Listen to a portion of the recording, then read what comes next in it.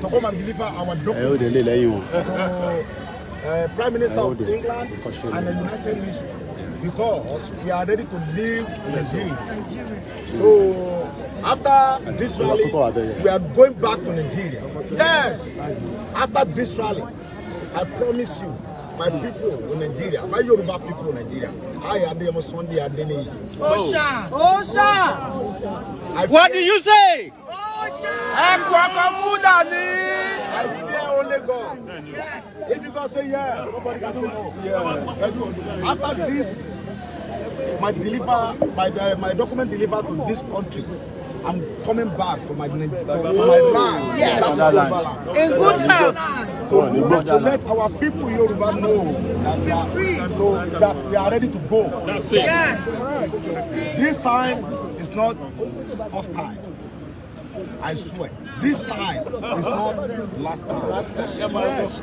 Because only God can kill us. Nigeria government can kill all Yoruba. No. We are more than 80 people in that Nigeria. 80 million. We are under 80 million people. We are under 80 million. Yes, in Nigeria. So then, I know myself as a Yoruba man. 100% Yoruba. All my body, all my Igboho! So today, it's not a joking day. Because we are ready to deliver this document. Yes. Then I know God is already listening to us. Yes. I want you to know, my people. Yes. God is already listening to us. Yes. But this country, they will listen. 100% they will listen to us. Yes. By fire, by force. Yes. From shoulder to shoulder. That is why I'm an appeal to all over the world, United Nations and British country. Before it's too late, start.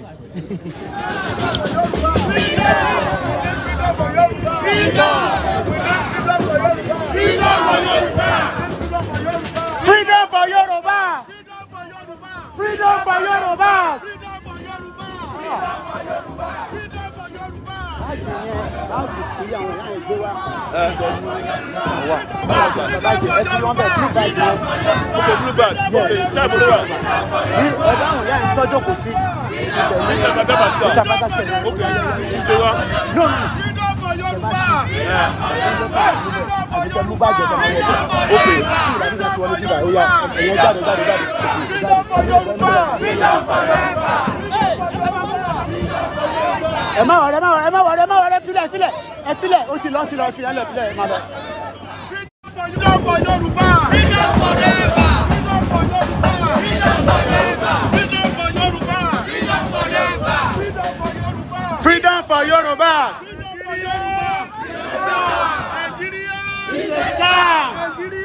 It's a scam!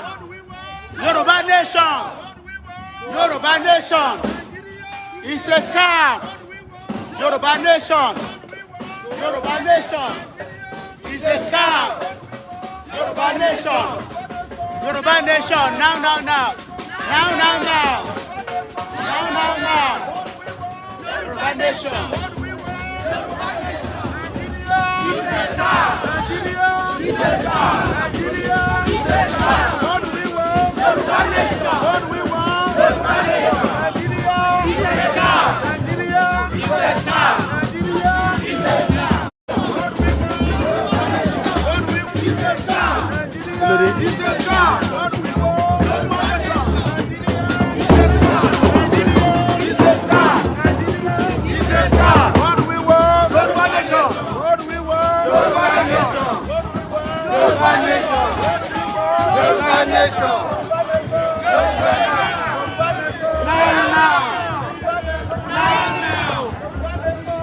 Now! What do we want? Yoruba nation! It's a scam! It's a scam! What do we want? Yoruba nation! Yoruba nation! No going back! No going back! Yoruba nation! No going back! No going back! Yoruba nation! Yoruba nation! Yoruba nation! Yoruba nation! Yoruba nation! No going back! He says that! He says that! He says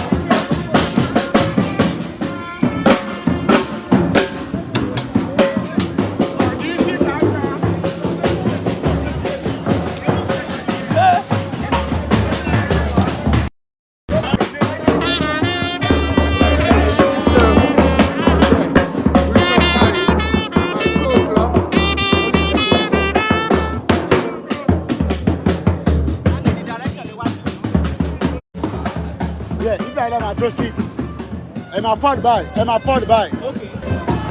Yeah. Oh yeah. No, I'm not just because I did that for the petition. Okay. For 2 o'clock.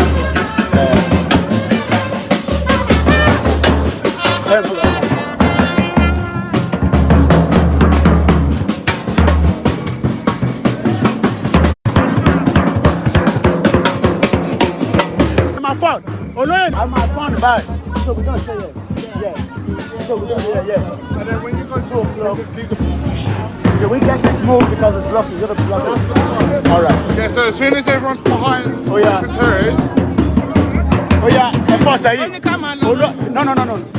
Olóyè nìkan ni kó wà níwájú. Ẹ jọ̀ọ́, olóyè nìkan ni kó máa bọ̀ níwájú. Olóyè nìkan. Ó yá, ẹ tán kíní yẹn. Gbogbo yẹn olóyè ni kẹ́ dúró sí. Behind him.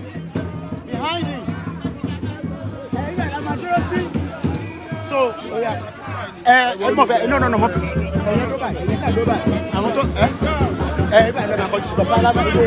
President so, ó máa move. Ọbẹ̀ káwa dúró sẹ́yìn náà, ó máa move. Wọ́n ẹ̀dẹ̀ ní láti fi pathway sílẹ̀. Yeah. Everybody, move sẹ́bẹ̀ by now. Move by. Yeah.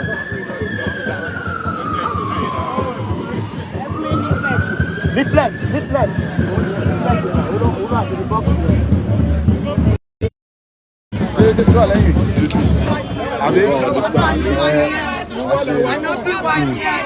Yoruba nation. No going back.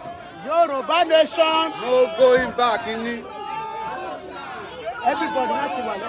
Ẹ bá mi mélòó dání báyìí. Ẹ̀yìn náà yẹ káwọn mú dání. Tètè bá máa wọlé máa gba kámẹ́rà. Okay. Yoruba nation la fẹ́. It's a star. It's a star. It's a star. Yoruba nation. Yoruba nation. Yoruba nation.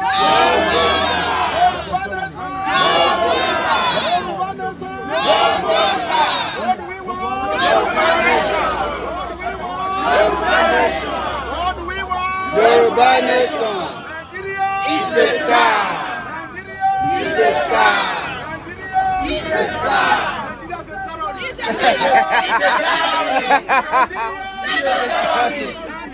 It's a terrorist. He's a terrorist. He's a terrorist. Yoruba nation. Yoruba nation. Now. No going back. Yoruba nation.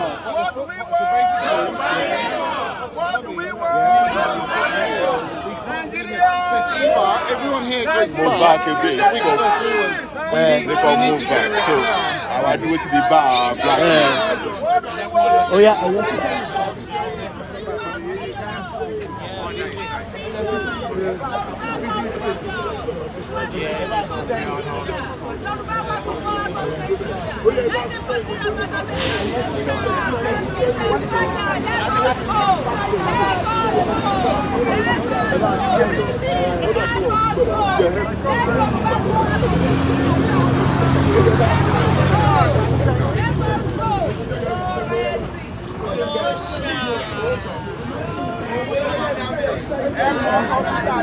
Mr. guy, please.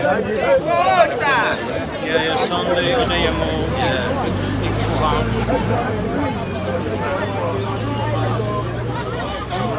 Igboho. What do we want? No going back.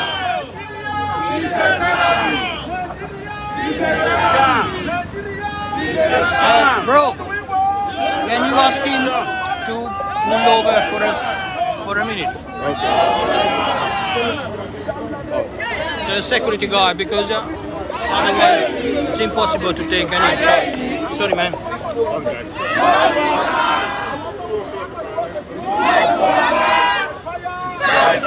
By fire! By fire! Nigeria is already high. Nigeria is already high. Oh, Nigeria! No, what he's saying is we should let them see the flag. Okay, let them see the flag. Okay, ẹjọ́, ẹ̀yin camera no ever take the by ẹjọ́. And please, cameraman, move back, everybody, please.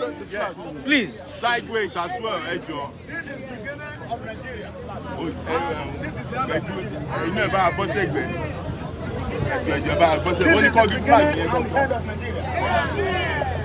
Because this country is the one that has joined us Together. Christians is the one that joined us together. So we want them to break us. To separate us. We want England to break us. We don't want Nigeria anymore. Nigeria is Nigeria is We are Yorubas. We are Yoruba. We are Yoruba. Yes. We are Yoruba before Nigeria. Yes. We are Yoruba before Nigeria. Yes. So we don't want Nigeria Anymore.